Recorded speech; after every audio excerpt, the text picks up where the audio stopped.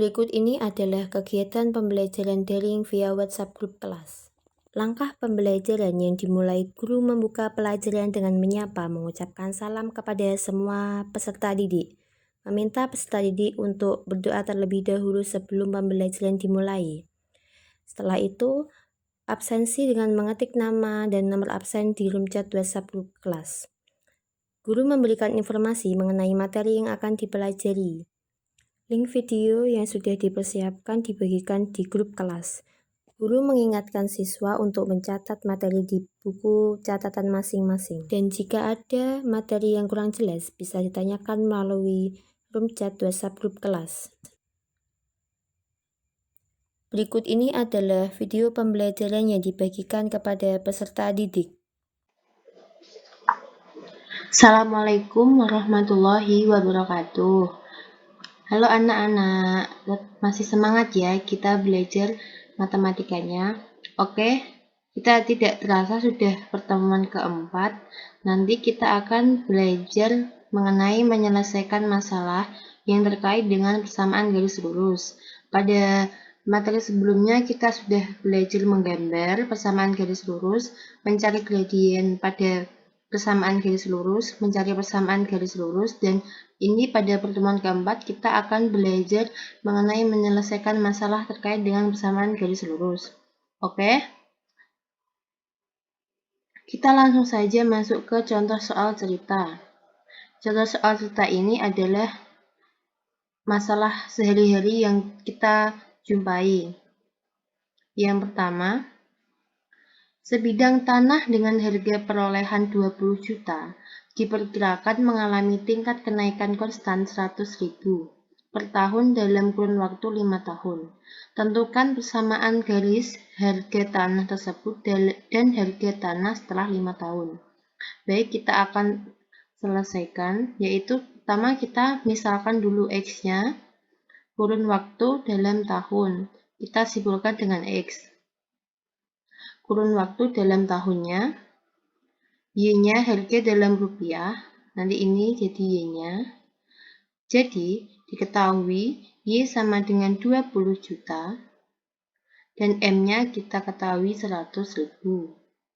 Sehingga diperoleh persamaan Y sama dengan MX plus C, yaitu Y sama dengan 100.000 X ditambah 20 juta. Jadi ini ya dimasukkan, M-nya kita ganti 100.000, X-nya tetap, C-nya kita ganti 20 juta. Untuk X sama dengan 5 tahun, maka harga yang diperoleh adalah, tadi X-nya kan ditanya, harga tanah setelah 5 tahun. Kita masukkan persamaan ini, yaitu Y sama dengan 100.000 dikali 5, X-nya kita ganti 5, ditambah 20 juta. Yaitu Y sama dengan 500.000, 100.000 kali 5 ditambah 20 juta. Maka dihasilkan Y sama dengan 20 juta 500. Jadi harga tanah setelah 5 tahun adalah 20 juta 500. Oke, kita lanjutkan ke soal yang kedua. Sebuah mobil sedan bergerak dengan kecepatan 10 km per jam setelah 1 jam. Mobil tersebut menempuh jarak 40 km. Berapa lama jarak tempuh mobil sedan tersebut setelah 10 jam? Baik, kita selesaikan. Tadi ada sebuah mobil itu bergerak dengan kecepatan 10 km dalam 1 jam dan menempuh jarak 40 km. Kemudian ditanya berapa jarak tempuh mobil sedan setelah 10 jam. Yang pertama, kita memiliki titik koordinat 10,1 merupakan kecepatan mobil, yaitu 10 jam dalam waktu 1 jam, 10 km jam dalam kurun waktu 1 jam. Kemudian titik koordinat B 40,4, yaitu mempunyai jarak tempuh 40 km dalam waktu 4 jam. Ditanya waktu dengan jarak tempuh yang belum diketahui, 10 ya, jadi C titik koordinat C-nya X, 10. melalui 2 titik, jadi persamaannya nanti Y kurangi Y1 per Y2 kurangi Y1 sama dengan X kurangi X1 per X2 kurangi X1. Kita masukkan Y kurangi Y1 nya 1, ini sebagai X1 Y1, ini X2 Y2.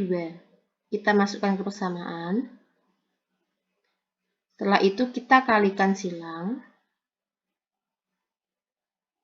30Y kita dikalikan silang, dapatnya 30 kali Y kurangi 1 sama dengan 3 kali X kurangi 10. Didapatkan 30Y kurangi 30 sama dengan 3X kurangi 30. 30Y kurangi 3X, 3X-nya pindah ruas ke kiri sama dengan negatif 30 ditambah 30. Mengapa ini positif? Ini pindah ruas ke kanan. Didapatkan ini dibagi 3 semua. Didapatkan 10Y kurangi X sama dengan 0. Dicari X, C-nya. Kita masukkan ke persamaan ini. 10Y kurangi X sama dengan 0. Kan X-nya belum diketahui. Y-nya sudah. Kita masukkan Y-nya. 10 kali 10 X kurangi X. Tetap karena yang dicari adalah X. Jadi 100 dari 10 kali 10 kurangi X sama dengan 0. Jadi X-nya adalah 100, X-nya pindah ruas ke kanan. Jadi jarak yang dibutuhkan untuk menempuh perjalanan dengan waktu 10 jam adalah 100 km. Oke, kita lanjut ke soal yang ketiga. Di salah satu kota X di Pulau Jawa, pertambahan penduduk tiap tahunnya selalu tetap. Pada tahun 2011 dan tahun 2017, jumlah penduduk di kota itu bertumbuh dan 500 orang. Berapa jumlah penduduk di kota itu pada tahun 2020? Kita selesaikan. Kita menggunakan persamaan Y kurangi Y1 per Y2 kurangi Y1 sama dengan X kurangi X1 per X2 kurangi X1. Y kurangi Y1-nya adalah 200.000 per Y2-nya 500.000. Y1-nya 200.000 dikurangi 100.000 sama dengan X. X-nya ini tetap. X1-nya adalah 2011 per X2 kurangi X1. X2-nya 2017 ini sebagai X1 Y1. Jadi kita masukkan, kita kalikan silang, didapatkan 6Y kurangi 200.000 sama dengan 300 X kurangi 2011. Kita kalikan silang 6Y, 200.000-nya pindah ke kanan plus 200.000, 300 kali X, 300 X dikurangi 2011, jadi ini dibagikan 6, 300.000 kali 6 masih tetap plus 200.000. Y sama dengan 300.000 dibagi 6, 50.000. Ini masih tetap. Untuk X-nya 2020. Yang dicari penduduk di kota itu pada tahun 2020. Maka nilai Y sama dengan 50.000 dikali X-nya kita ganti 2020 dikurangi 2011 ditambah 200.000. Y sama dengan 50.000 dikali 9 ditambah 200.000. Jadi, Y sama dengan 450.000 ditambah 200.000. Y sama dengan 650.000. Jadi, pertumbuhan penduduk tahun 2020 adalah 650.000 orang. Oke anak-anak, terima kasih sudah melihat video pembelajaran Ibu pada pertemuan kali ini. Jika ada yang ditanyakan, boleh langsung bertanya kepada Ibu. Dan semoga tetap sehat ya dalam pandemi seperti ini. Wassalamualaikum warahmatullahi wabarakatuh.